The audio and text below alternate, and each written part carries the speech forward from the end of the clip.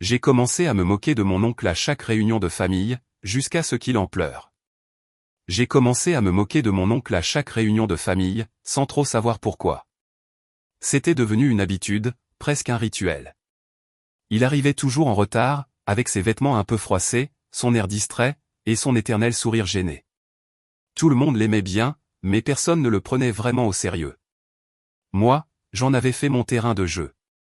Je pointais du doigt ses maladresses, ses histoires étranges, son rire trop fort. Les autres riaient, et je me sentais puissant. Au début, il riait avec nous. Il avait cette façon de hausser les épaules, comme si tout cela glissait sur lui. Mais avec le temps, j'ai remarqué que ses yeux perdaient un peu de leur éclat. Il ne répondait plus, se contentait de baisser la tête. Pourtant, cela ne m'arrêtait pas.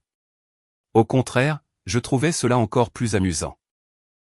J'étais persuadé qu'il exagérait, qu'il jouait la victime. Un jour, lors d'un déjeuner d'été dans le jardin de ma grand-mère, j'ai dépassé les limites.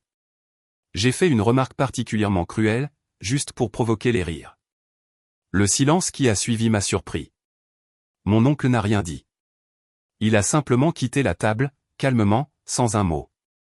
Ce n'est qu'en passant près de lui, un peu plus tard, que j'ai vu ses yeux rougis.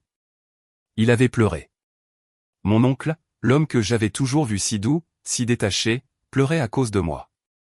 Je ne l'ai plus revu pendant plusieurs mois. Les réunions de famille n'étaient plus les mêmes sans lui. Personne n'osait vraiment parler de ce qui s'était passé, mais le malaise planait.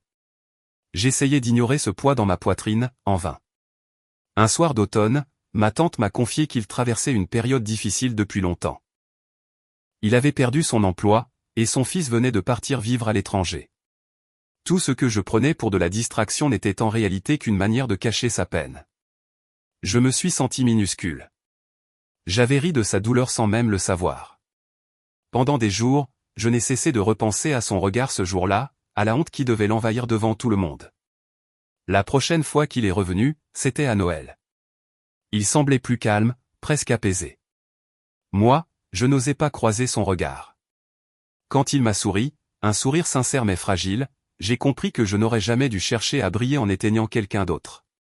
Depuis, chaque fois que je repense à ces repas de famille, je sens une pointe de culpabilité mêlée à une leçon amère. On ne mesure pas la force des mots avant qu'ils ne brisent quelque chose qu'on ne pourra jamais réparer complètement.